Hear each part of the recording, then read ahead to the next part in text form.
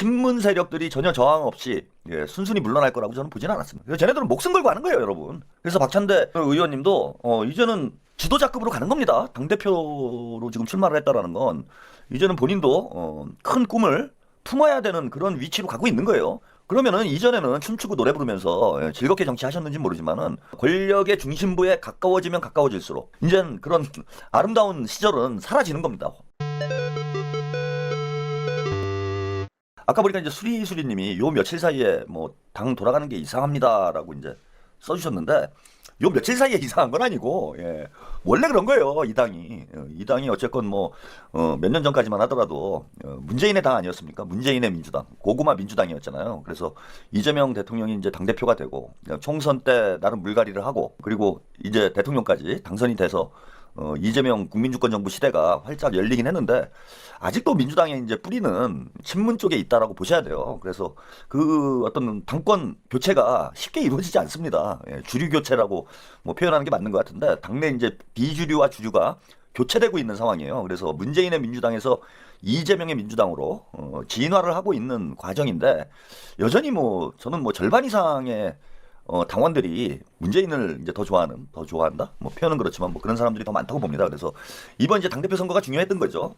이재명이 없는 이재명의 민주당에서도 과연 이재명이 계속 당을 이끌어갈 수 있는지 이게 이제 시험대에 오르는 선거가 이번 당대표 선거입니다. 그래서 그 이번 싸움이 이제 저는 뭐 쉽지 않을 거다라고 대선 전부터 뭐 예측을 했습니다. 그래서 뭐 제 방송을 오래 보신 분들은 다 아시겠지만은 저는 이제 김민석 의원이 당대표를 나가야 되지 않느냐, 뭐 그런 입장을 좀 가지고 있었어요. 그래서 인지도 면에서 어쨌건, 인지도나 이제 그 정치 경력, 뭐 이런 걸 따져보면 박찬대 후보보다는 김민석 후보가 조금 더 경쟁력이 있는 게 사실이기 때문에, 친문 잔당들의 저항을 진압을 하려면은, 김민석 의원이, 그러니까 정청래를 앞세워가지고, 친문들이 이제 당권 탈환을 시도할 것이다. 이건 뭐 충분히 예상되는 바였기 때문에, 이걸 진압을 하려면은 이제 김민석 그 총리 정도가 당대표로 이제 나서줘야, 정청래 와 친문 잔당들이 진압이 되지 않겠느냐 이렇게 예상을 했던 거예요.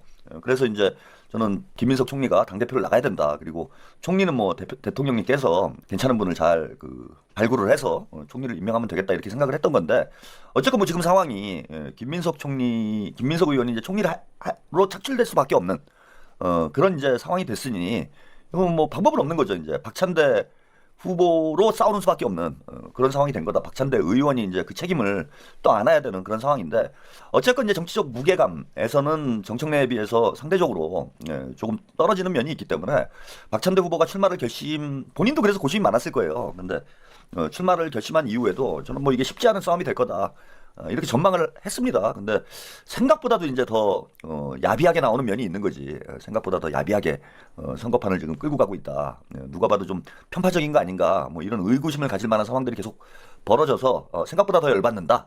뭐 이런 문제지 친문 세력들이 전혀 저항 없이 순순히 물러날 거라고 저는 보지는 않았습니다. 그래서 여러분들이 뭐 특별한 상황이 벌어진 거다라고 생각하는 건 사실은 이제 정치를 너무 순진하게 보시기 때문에 그러니까 엄마 좋아 아빠 좋아 우리는 하나 이렇게 생각을 하시기 때문에 지금 당혹스러운 거예요. 근데 현실 정치는 그렇지 않죠 지금. 현실 정치는 그렇지 않습니다. 친문 문파들이 쉽게 안 물러서요. 앞으로도 이제 당권을 둘러싸고 이번 이제 당대표 선거가 가장 이제 그 중요한 분수령이 되겠지만은 당대표 선거 이후에도 우리가 앞으로 여러 가지 문제로 그 친문들, 문파들하고 부딪혀야 되는 상황들이 오게 될 겁니다. 특히 이제 지방선거 때는 뭐 이게 상당히 치열해지는 상황이 되겠죠. 지방선거 때마저 이제 친문들이 완전히 밀려나게 되면은 이제 더 이상 당권을 회복할 수 없는 그런 상황이 될 수밖에 없기 때문에 이번 당대표 선거가 그래서 치열한 거예요.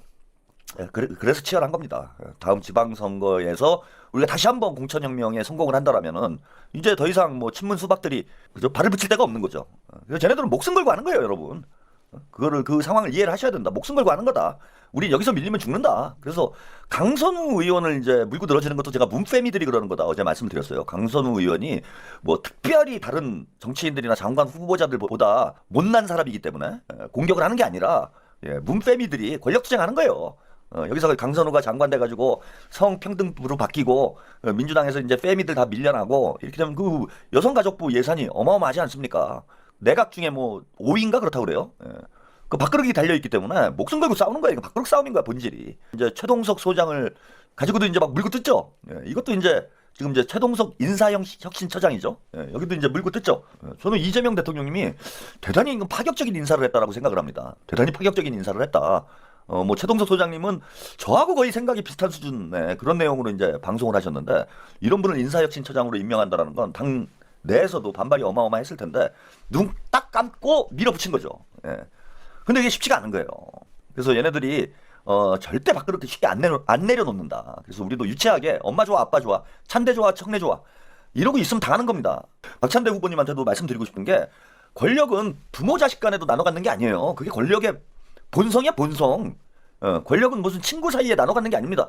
그리고 여러분들 인생 살아오신 분들은 다 아시겠지만 친구가 뒤통수 까잖아요, 언제나. 저도 이제 한 50대 중반 정도 살아보니까 알겠는데 가까운 사람들이 뒤통수 까는 거예요. 친구한테 당하는 겁니다, 사기는. 근데 이제 뭐 우리 박찬대 후보님도 나이가 얼굴이 원체 동안이라고 그렇지 이제 60대에 접어드셨는데 너무 세상을 이렇게 아름답게 보시는 거 아닌가 저는 그런 생각이 들어요. 모르죠. 이제 겉으로 보이는 거하고 속은 다르기 때문에 속에 있는 속심을 제가 박찬대 후보의 속심을 다 알 수는 없지만 제가 볼 때는 너무 예, 아름다운 선거, 아름다운 이런 이제 꿈을 꾸고 있는 거 아닌가 그런 생각이 듭니다. 겉으로는 웃으면서도 안에는 칼 하나 품고 있어야 돼요. 그래야 큰 일을 할 수 있는 거야. 이재명 대통령님이 겉으로는 허허실실하지만은 속에 칼이 없겠습니까? 다 있어요. 속에 칼이 있으니까 최동석 소장님과 같은 그 정치적 입장을 가지고 있는 분을 인사혁신처장으로 사람 문제 다루는데 위치에 앉히잖아. 그래서 박찬대 저는 의원님도 이제는 지도자급으로 가는 겁니다. 당대표로 지금 출마를 했다라는 건 이제는 본인도 큰 꿈을 품어야 되는 그런 위치로 가고 있는 거예요.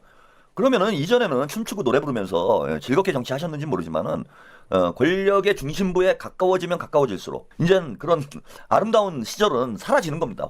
아름다운 시절은 사라지는 거예요. 낭만의 시대는 없어지는 거예요. 그래서 좋은 마음은 가지고 있대. 현실을 또 냉철하게 인식할 수 있는 그런 좀 면도 필요하지 않을까.